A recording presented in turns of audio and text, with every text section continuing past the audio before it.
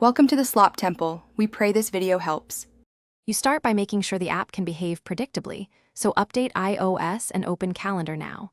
Once done, grant permissions when asked so synced calendars show. Next, locate the month view immediately. You'll use gestures and the view controls to change layout.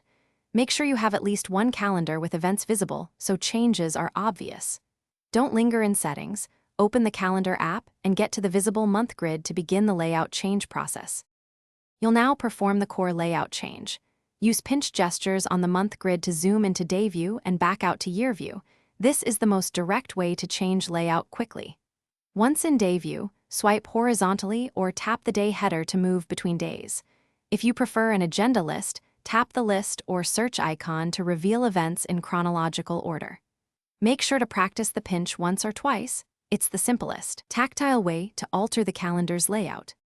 Finish by adjusting any account or default calendar settings so the layout shows the events you expect. Go to Settings Calendar to set default calendar.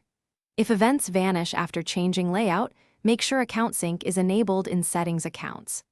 If gestures stop responding, force quit the Calendar app and reopen it. Sometimes a quick restart restores pinch-to-zoom responsiveness. If problems persist, restart the iPhone. That clears transient issues and ensures. Thanks for watching. Consider subscribing if we helped you.